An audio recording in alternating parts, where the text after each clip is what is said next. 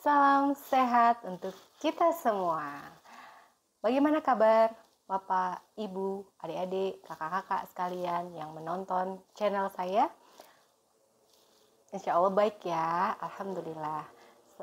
Senang sekali saya di sini bisa menyapa kalian semua di channel saya, Dr. Gustrin, bersama tentu saja Dr. Gustrin Octaviayu, atau biar akrab sapa aja Dr. Ayu ya, atau Kak Ayu, boleh deh, apapun saja.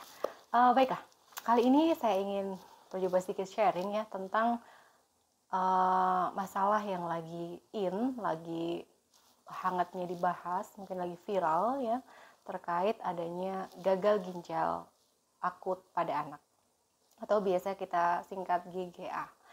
Jadi sebenarnya apa sih gagal ginjal itu? Apakah penyebutannya benar gagal ginjal? Kenapa bisa terjadi gagal ginjal pada anak lagi?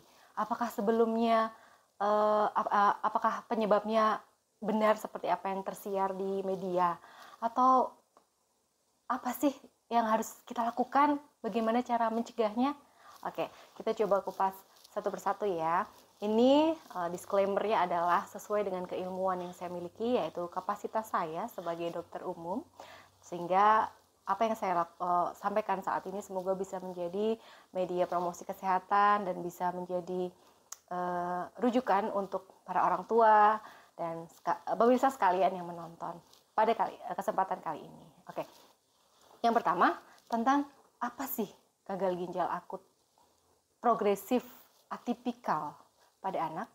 Nah, sebenarnya kata gagal ginjal ini sendiri sudah direvisi ya oleh Ikatan Dokter Anak Indonesia menjadi gangguan ginjal akut progresif dan atipikal pada anak yang lagi ini ya.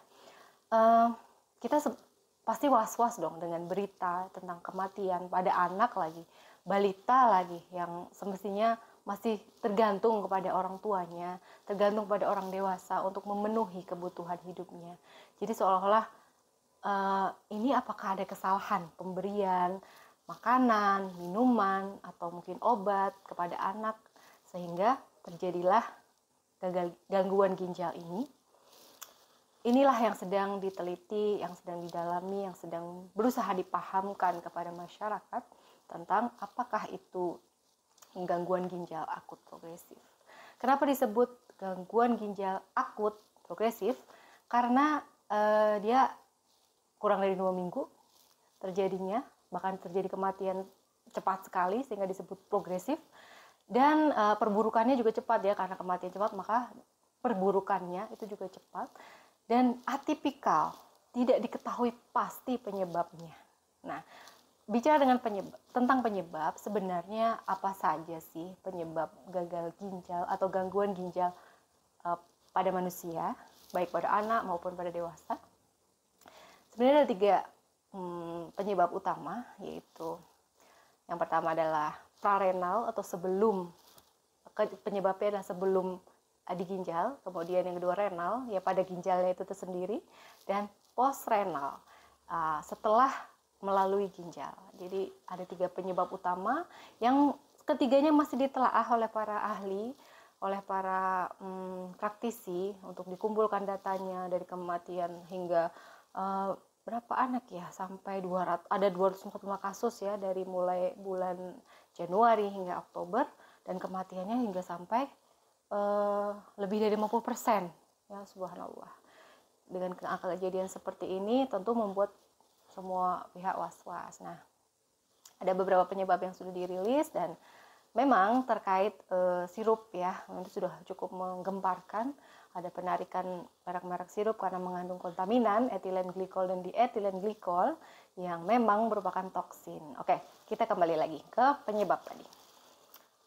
Tadi saya sebutkan ada 3 penyebab ya.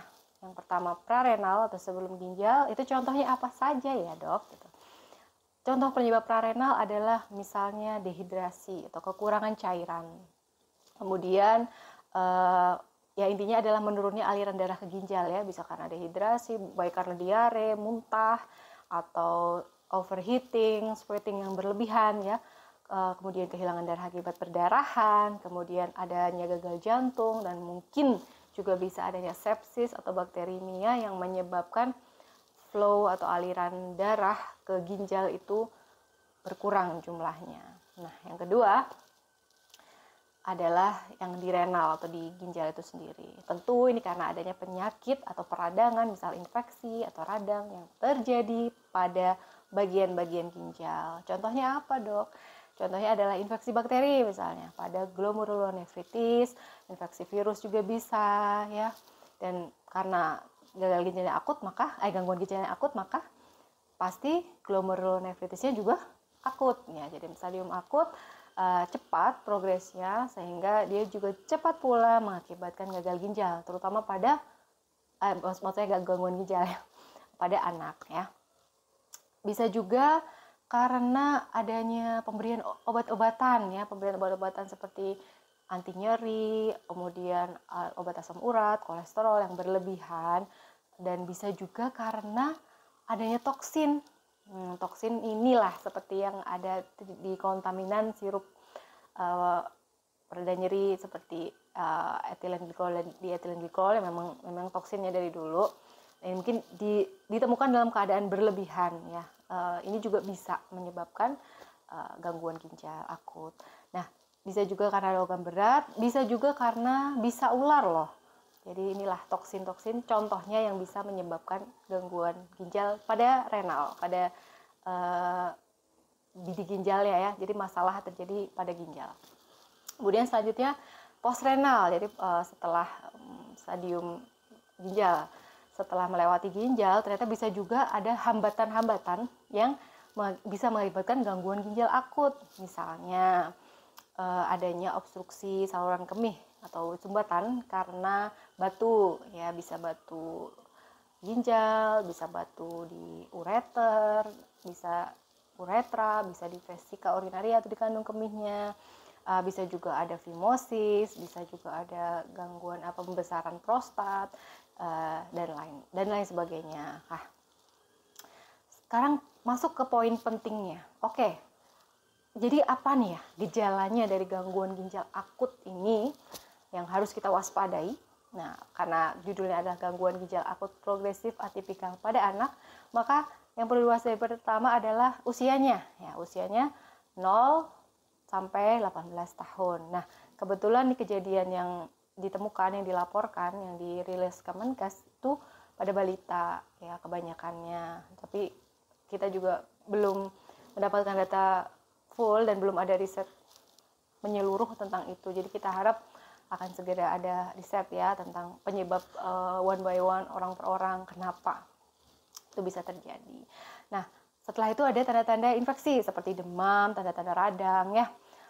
Terus ada radang tenggorokan misalnya, kemudian batuk pilek, terus apakah ada bukti infeksi COVID misalnya. Karena ini ditemukan pada yang meninggal, itu spesimen diambil, ternyata ada antibodi terhadap COVID. Nah, jadi ini tetap kita belum bisa menyimpulkan apakah ada relevansi, ada hubungan antara COVID dengan gangguan ginjal akut ini. Kemudian bisa juga ada infeksi di saluran pencernaan yang semuanya terjadi kurang dari 14 hari. Kemudian apa lagi? Nah, adanya tanda-tanda dehidrasi. Ya, bisa jadi karena mengarah ke penyebab pertama tadi yang prarenal. Tanda dehidrasi ya karena tadi ada infeksi saluran cerna, biasanya kan ada muntah, ya ada diare. Nah, ini bisa memicu dehidrasi yang bila berkepanjangan itu bisa memicu penyebab pertama dari gangguan ginjal akut. Kemudian apa sih tanda-tanda dehidrasi? Kalau bilang kok bisa ngomong dehidrasi? Sebagai orang yang di rumah nih, apa yang harus diwaspadai ya? Tanda dehidrasi yang pertama yang bisa dilihat itu mata cowong ya, kemudian turgor atau elastisitas menurun, biasanya bisa dilihat di perut, di cubit yang baliknya itu lambat, turgor menurun. Kemudian bisa juga kesadarannya menurun, dia ngantuk, nggak bisa, susah dibangunin gitu ya. Kemudian bisa juga nafasnya cepat dan dalam, terus bibirnya kering ya, terus adanya bengkak pada kelenjar pada kulit yang longgar ya, seperti kelopak mata, kemudian kaki, genital, perut, dan akhirnya kencingnya turun ya, volume kencingnya itu menurun, berkurang, bahkan tidak ada sama sekali. Ini ngitungnya gimana sih, kok bisa tahu dia turun atau enggak? Ya, ini pada awalnya itu kurang dari setengah mililiter per kilogram berat badan dalam 6-12 jam ya. Apalagi kalau siang hari dia sampai tidak kencing, itu perlu waspada. Karena malam bisa jadi memang tidak produksi urin ya, karena tidur dengan deep sleep ya, dengan tenang, dia nggak pipis. Tapi kalau sudah pagi, siang, yang pipis, nah ini perlu diwaspadai. Kalau bayi 6 jam, anak balita 6 jam ya, itu udah warning banget kalau dia nggak BAK. Kemudian yang pasti kalau disebut atipikal, dan atipikal itu tadi berarti tidak ada riwayat penyakit ginjal sebelumnya ya, dan tidak ada pula riwayat penyakit keluarga dengan sakit ginjal gitu. Itu baru kita bisa sebut ada ya atipikal. Yang terakhir adalah apabila dilakukan pemeriksaan laboratorium baik di rumah sakit ataupun pribadi, itu ada gangguan fungsi ginjal seperti urea dan kreatinin yang tidak normal, dan elektrolit juga bisa mengalami gangguan. Setelah kita tahu gejalanya, ini yang paling penting dan sering ditanyakan adalah, terus gimana dok mencegahnya? Gimana biar nggak kena? Ya. Lepas dari semua penyakit adalah qadarullah, yaitu pemberian dari Allah, adalah ujian, bisa semua dari Allah ya, nikmatnya dari Allah. Tentu kita harus mengembalikan semua pada Allah, yaitu dengan berdoa. Mohon sama Allah, semoga kita sekeluarga, terutama anak-anak kita, tidak terkena penyakit ini dan juga penyakit-penyakit aneh yang lain ya. Itu yang pertama, kita wajib berdoa. Dan yang kedua itu adalah jangan pernah minum obat tanpa diresepin dokter ya.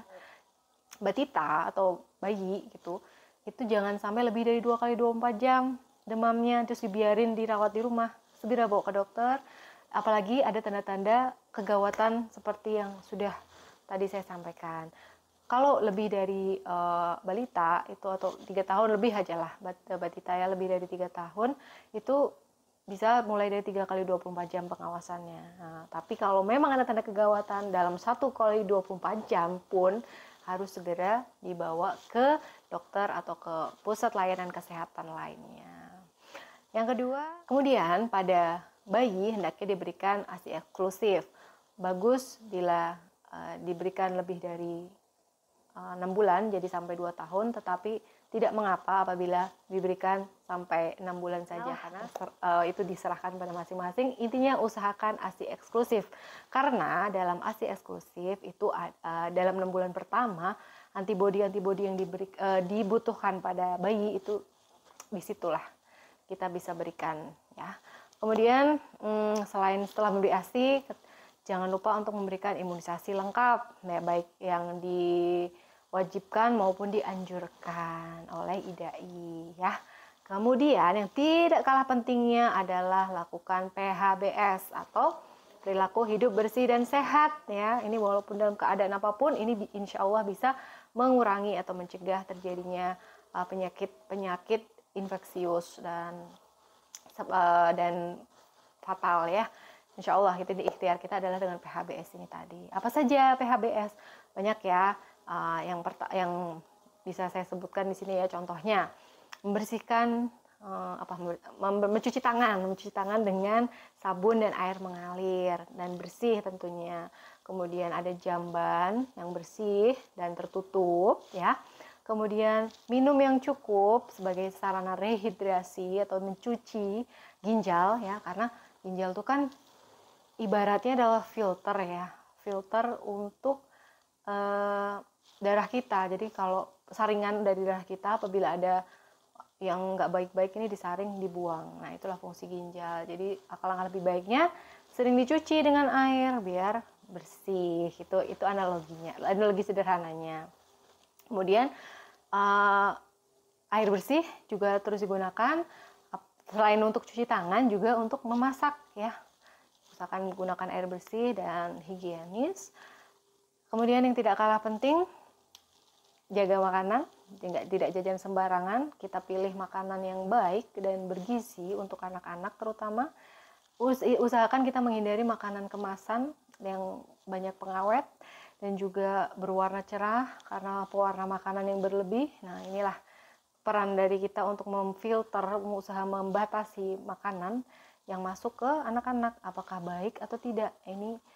Inilah yang seringkali terlewat mungkin ya, dia diberi jajan di luar, atau dia tidak sengaja makan karena diberi temannya, atau bagaimana itu cerita-cerita yang sering terjadi dan akhirnya bisa memicu infeksi, minimalnya radang tenggorokan ya, karena makanan-makanan kemasan itu. Sehingga inilah orang tua perlu sangat-sangat aware terhadap makanan atau minuman yang dikonsumsi anak-anak kita ya. Kemudian makanan bergizi ya tadi ya, makanan-makanan bergizi terutama yang sesuai dengan piramida makanan, ada karbohidrat yang cukup ya, protein, lemak, vitamin, mineral ya.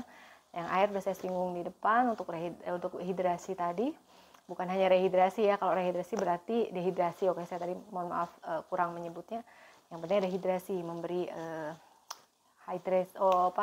cairan yang cukup pada tubuh kita. Kemudian selain mencuci filter tadi, oke, mohon maaf lipat. Kemudian hindari asap rokok, hindari merokok.